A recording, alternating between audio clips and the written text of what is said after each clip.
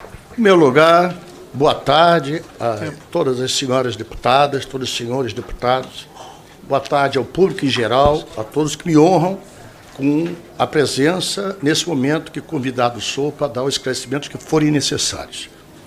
Primeiro, eu quero aproveitar esses minutos iniciais para dar um pouco da informação da Previdência Social. A Previdência Social, nos últimos anos, foi secundarizada. Ela sequer era ministério. Ela era uma secretaria, primeiramente, dentro do Ministério da Economia ou Fazenda, colocada em segundo plano, com o ministro acumulando a função de secretário e ministro também do Trabalho. Previdência, desculpe. Depois ela foi juntada ao Trabalho e Previdência, transformando-se também em uma secretaria dentro do Ministério do Trabalho. E agora, com a eleição do presidente Lula, voltou-se a dar importância ao Ministério da Previdência que ele tem e merecia, voltando a dar o título de Ministério à pasta da Previdência Social. É uma pasta complexa, é uma pasta difícil, em que eu vou procurar, nesses minutos iniciais, fazer algum balanço do que nós realizamos. Nós temos secretarias e diretorias dentro da Previdência Social e uma instituição que é a Previc, que cuida de toda a regulamentação dos fundos privados, a Secretaria do Regime Próprio da Previdência, que cuida de todas as normas para esses regimes próprios e privados, a Secretaria do Regime da Previdência Social, que cuida de todas as regras da Previdência Social, dos nossos previdenciários, e também de uma parte estratégica importantíssima, que é da perícia médica, que é responsável hoje por praticamente 50% dos atendimentos, dos pedidos iniciais feitos à Previdência Social. Temos aí o Instituto, a autarquia, a maior da América Latina, o INSS, que tem hoje cerca de 21 mil funcionários, 1.600 agências e gerências e mais de 2 mil convênios com estados, municípios e algumas instituições privadas. Estou falando isso para falar da grandiosidade que é a Previdência Social. Depois nós mandaremos tudo por escrito, eu encaminhei a cada deputado, espero que tenha recebido um relatório desses 2 primeiros anos que nós fizemos, um livreto com relatório, mas eu vou dar uma atualização nisso. Por exemplo, na Secretaria do Regime da Previdência Social, o trabalho mais importante, como eu já falei, que é da perícia médica, ela no ano de 2020 realizou em Brasil todo um total de 1.858.207 perícias. No ano de 2021, passou para 4.630.391 perícias. Em 2022, passou para 5.746.583 perícias. Já na nossa gestão, 2023, ampliamos para 6.199.972 perícias. Em 2024, ano passado, batemos o recorde, chegando a 9.165.610 perícias. E nesses 4 primeiros meses do ano de 2025, realizamos 2.692.228 perícias. Desse total de perícias realizadas, nós temos o BI, que é a perícia por incapacidade, ou temporária ou definitiva. Ano passado, realizamos 4.369.580 BIs, benefício por incapacidade, e nesse ano, nos 4 primeiros meses, 1.288.607. O BPC Loas, realizamos, no ano passado todo, 1.101.837 perícias, este ano, 264.000, nos 4 primeiros meses, 827. Outras demandas, ano passado, 236.725, este ano, 66.303. E a revisão que não é feita há pelo menos 6 anos, por lei, a cada 2 anos, todos os cidadãos e cidadãs que têm um benefício por incapacidade laboral de 2 em 2 anos, o Ministério da Previdência Social, através da Secretaria do Regime Geral da Previdência, tem a obrigação de fazer uma nova perícia para confirmar ou não se aquela doença, se aquela enfermidade que o afastou continua valendo. No ano passado, realizamos, pela primeira vez nos últimos 8 anos, 689.804 perícias. Nesses 4 primeiros meses, 305.809. Com isso, nós totalizamos mais de 900 mil, quase 1 milhão de perícias, não, desculpe, quase 900 mil perícias realizadas, sendo que metade dessas perícias foram canceladas, porque as pessoas já não tinham mais direito. Foi verificado, todas as perícias são presenciais, é um processo muito trabalhoso, tivemos que realizar mutirões, inclusive na Paraíba, em vários estados da federação, para realizar essas perícias. Dá um total, só para confirmar, 994.600 perícias, quase 1 milhão para confirmar. Então, o total do ano passado eu já falei, e ainda fora isso, nós realizamos o ateste médio. O que é o ateste médio? Nós introduzimos, já tinha uma experiência piloto que não foi realizada anteriormente, que qualquer cidadão, tendo o seu atestado médico, dado pelo médico para ele poder tirar licença, para poder ter o direito de receber a remuneração sem trabalhar, através do ateste médico isso foi dado uma agilidade. A pessoa pegava esse atestado médico, escaneava ou entregava em qualquer agência, colocava no sistema da Previdência Social através do meu INSS, e ele tinha, no máximo, em 72 horas alguma resposta. Então, só no ano passado, foram 4.015.000 perícias através do ateste médico realizado. 10% delas, em média, implicavam em também ter que ir para a perícia, porque ela não tinha conformidade, não tinha toda a documentação, o atestado configurado para a pessoa ser merecedora de continuar com a sua licença. Esses 4 primeiros meses, 1.382.498 perícias. Ou seja, a perícia médica tem feito um trabalho estupendo, forte, apesar de termos enfrentado uma greve durante praticamente um ano inteiro, em que 10% desses médicos peritos aderiram à greve. Agora, recentemente, uma decisão da Justiça Federal, do Supremo Tribunal Federal, foi feito pela chancela do ministro Gilmar Mendes, que é o ministro que fez a decisão final, um acordo para que se reponha os dias parados e também reponha a quantidade de perícias médicas necessárias por causa dessa paralisação. Então, eu acredito que esse mês tenhamos o melhor resultado da história da perícia por causa desse acordo feito por força de uma decisão judicial. Praticamente, a Secretaria do Regime da Previdência Social trabalha focada principalmente na perícia médica, mas ela também pode fazer e faz várias outras ações.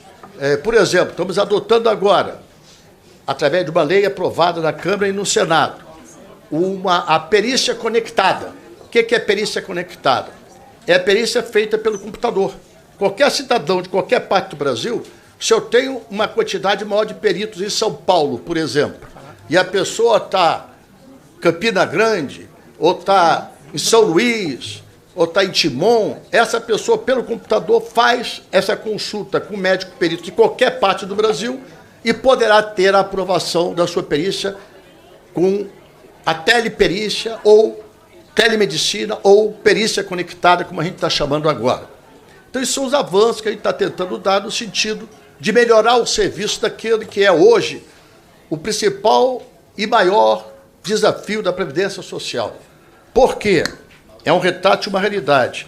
O Brasil, deputada Laura, amiga de longas jornadas, pelo meu tempo, não pelo seu, que eu vi criança. Por que é maior? Porque 50% dos pedidos iniciais da Previdência Social são para perícia médica.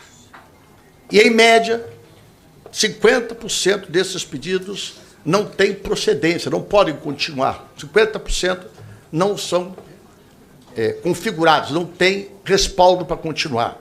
Agora, a gente não pode deixar de atender por causa disso. A gente tem que atender, tem que esperar, tem que fazer todos os procedimentos para dar o resultado. O Ministério da Previdência também tem 3 conselhos. O Conselho de Recursos da Previdência Social era o órgão mais atrofiado da Previdência Social, estava praticamente paralisado. Para vocês terem uma ideia, repito aqui, os dados numéricos. Nós tínhamos, em janeiro de 2023, primeiro vamos no total, janeiro de 2023, 2.310.572 recursos.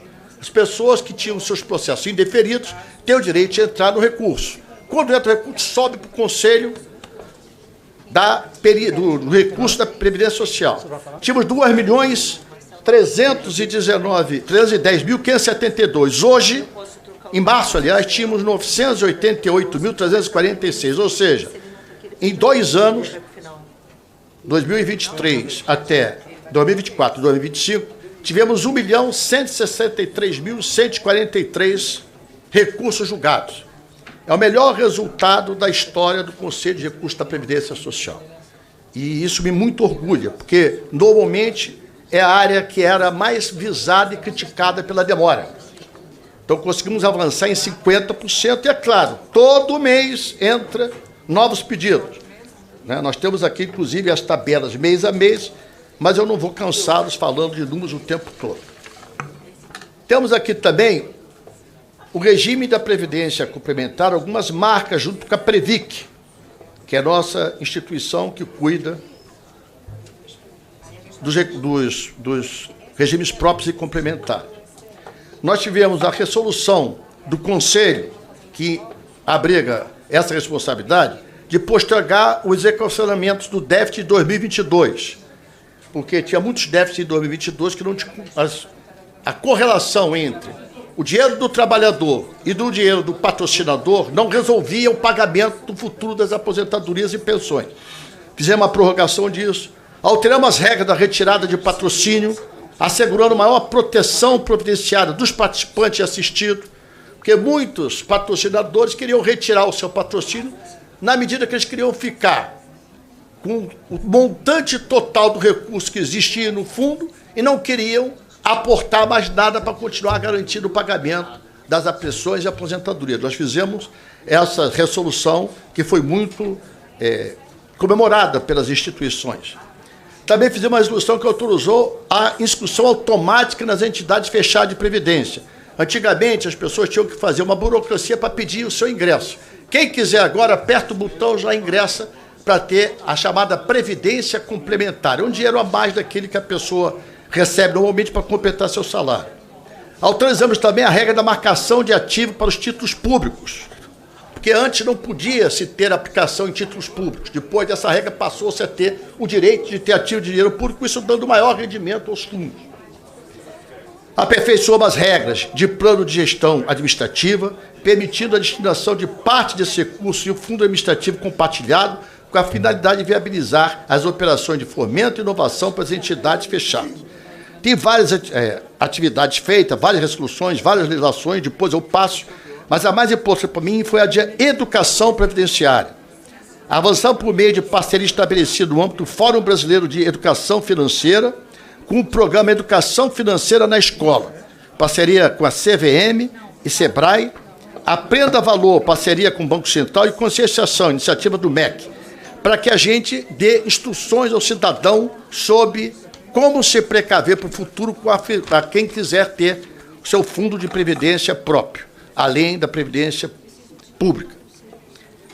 Também temos dentro do Ministério uma força-tarefa.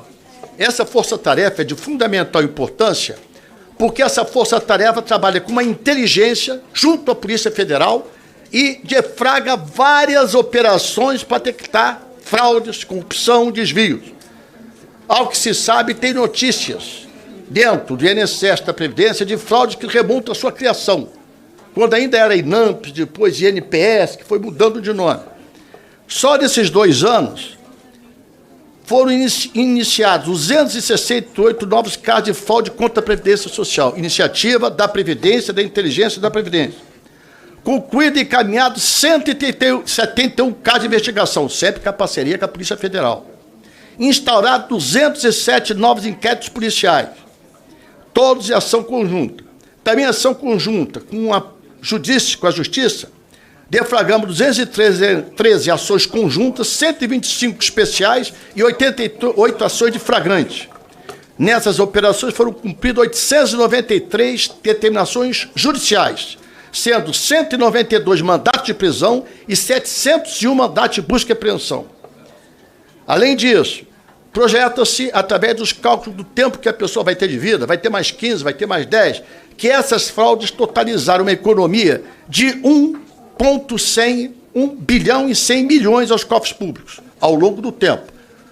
A detectada fraude, punido, preso, indiciado, suspende-se aquilo. Com a suspensa, aquilo significava, pela faixa etária da pessoa, o total calculado pela nossa equipe técnica de 1 bilhão e 100 milhões de economia.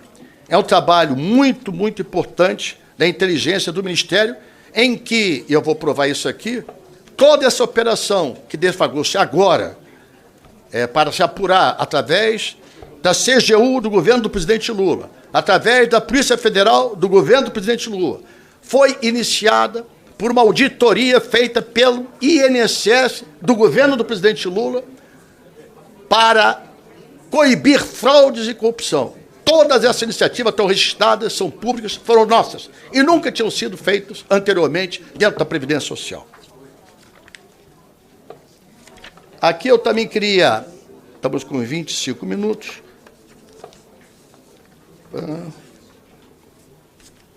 só um minutinho, que é muita informação, eu queria resumir para não ocupá-los demais. Falei do regime geral, falei do regime próprio, falei da Previc, falei da inteligência, e agora quero falar do INSS. O INSS é uma autarquia que tem, hoje, 21 mil funcionários. Chegou a ter 40 mil. Há 15, 17 anos atrás. Nós já chamamos, nesses 2 anos do nosso governo, o governo do presidente Lula, cerca de 1.500 novos concursados. E estamos preparando, através do Ministério da Gestão, da Ministério, um concurso para chamar mais 500 de nível superior. Mas a rotatividade é muito grande.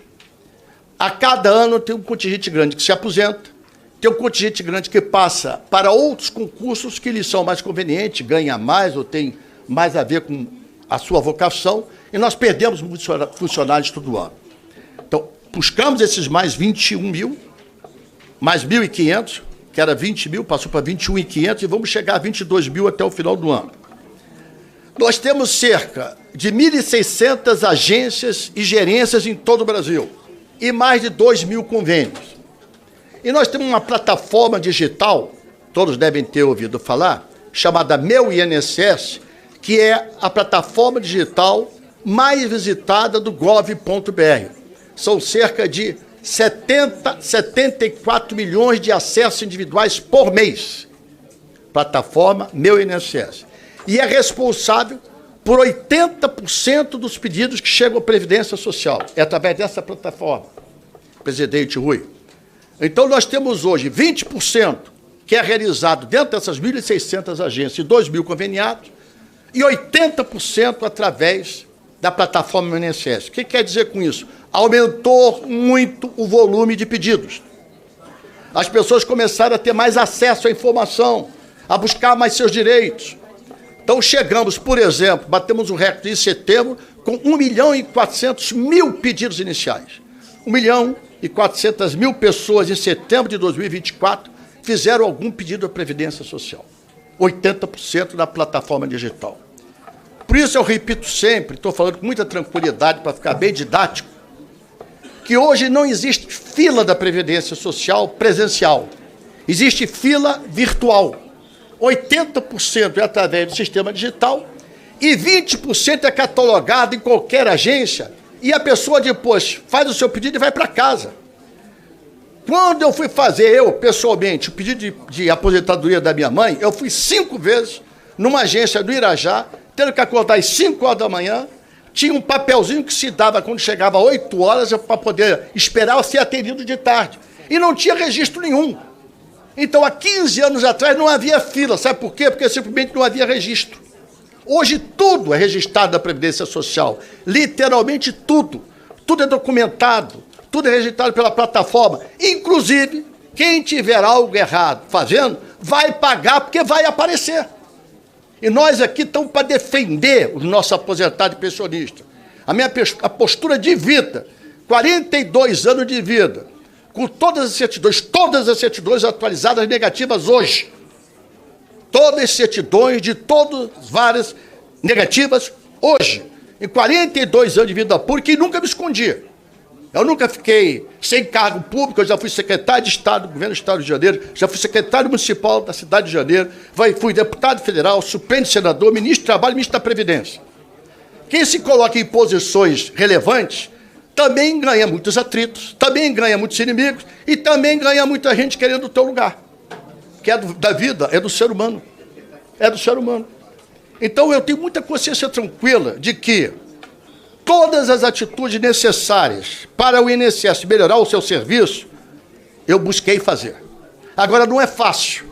Para se destruir uma casa, basta pegar 4, 5 pessoas, o machado se quebra e se destrói. Para construir é mais difícil. Para reconstruir é mais difícil ainda. A Previdência Social estava literalmente destruída. Destruída, literalmente. A Previdência Social chegou a uma época do governo passado que colocou mais de 2.500 soldados, seria um demérito, eu fui soldado, 2.500 soldados para trabalhar na Previdência Social sem nenhuma experiência. O que aconteceu com a presença desses 9 soldados? Aumentou a fila.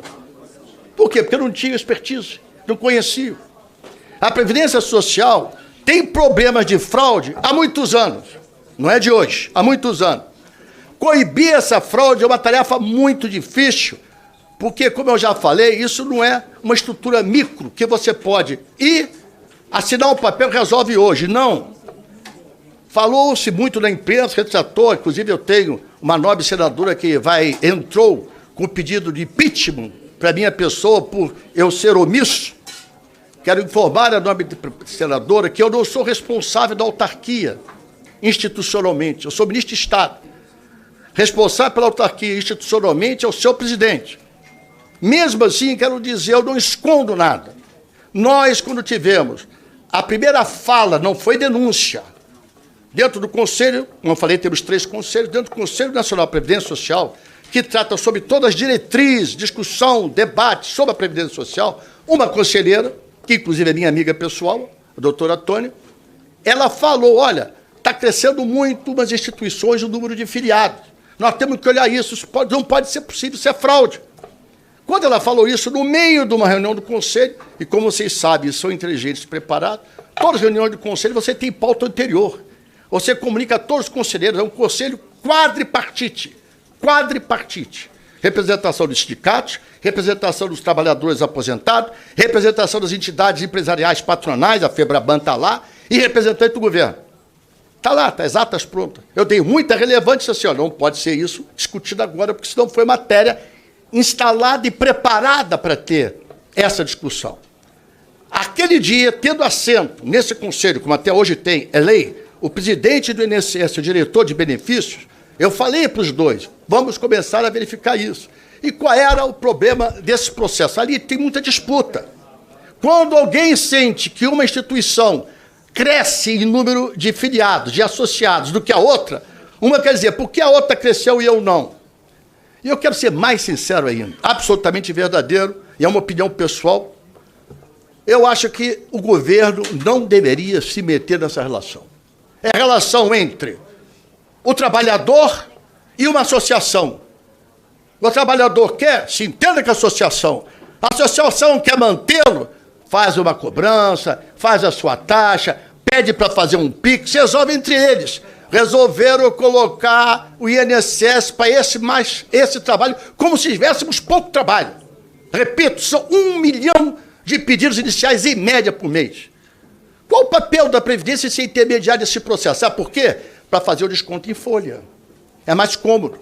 O desconto em folha é mais cômodo que o recebimento certo e concreto todo mês.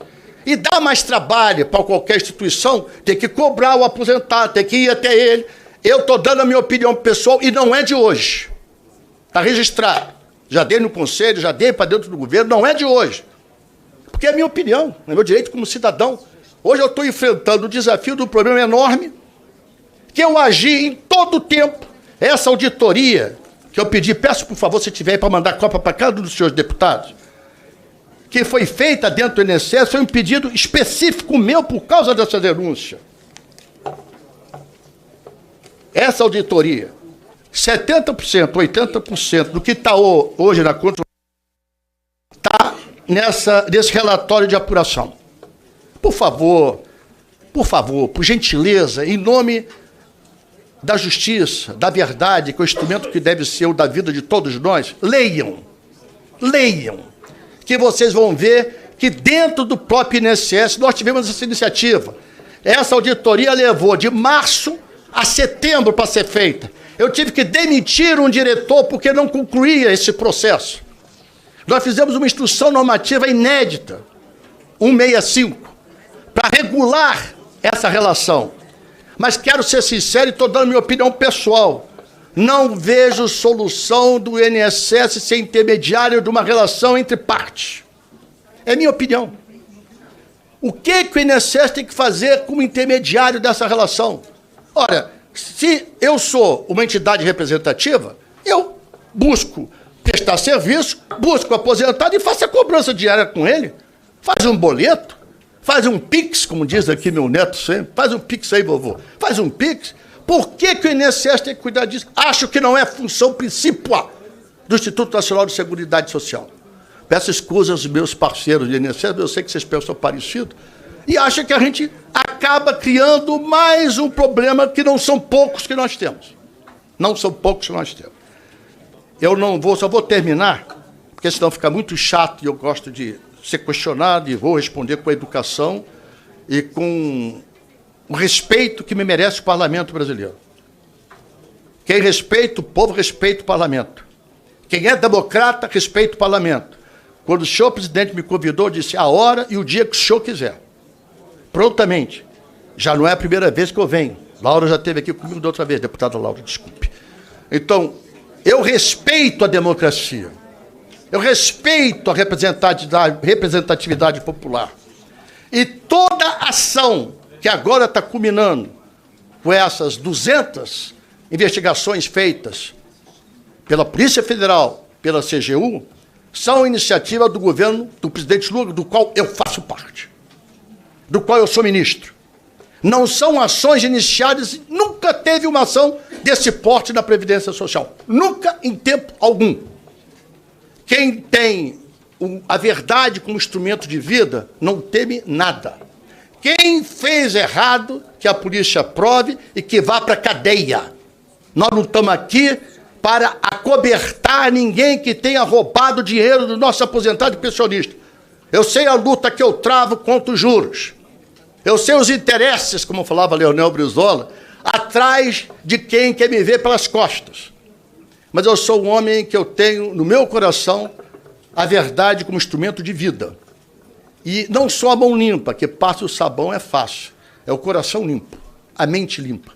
Não trabalho com ódio, mas quero que respeite meu direito de pensar diferente. Isso é democracia. Por mais que tenha divergência, por mais que tenha gente que não gosta da gente, porque a gente pensa diferente, isso não pode impedir de ter o respeito ao ser humano. Eu sou essencialmente humanista.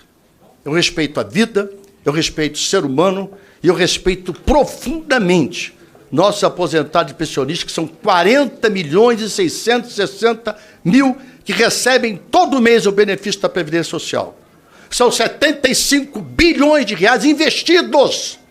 75 bilhões de reais investidos no Brasil. Quase que 76% dos municípios só sobrevivem por causa do dinheiro dos nossos aposentados que circula dos municípios. Tem que respeitar nossos aposentados. Tem que protegê-los. É no momento mais difícil. É no momento que a doença bate. É um momento que tem que comprar remédio. E quando não muito, como é meu caso também, um momento que você tem que cuidar dos netos. Eu tenho 5 netos. São orgulhos da minha vida. Então, eu respeito os aposentados, porque eu também me respeito. Eu respeito os aposentados, porque eu sei que eles são as mãos que construíram a nossa grande nação. Por isso, eu peço humildemente que saibam e tenham certeza. Eu tenho 42 anos de vida pública, não são 42 dias. No mesmo partido. Fundei esse partido, eu era jornaleiro, quando conheci Leonel Brizola. Tudo na minha vida foi difícil. Tudo. Nunca ninguém me deu nada. Trabalhei desde muito jovem.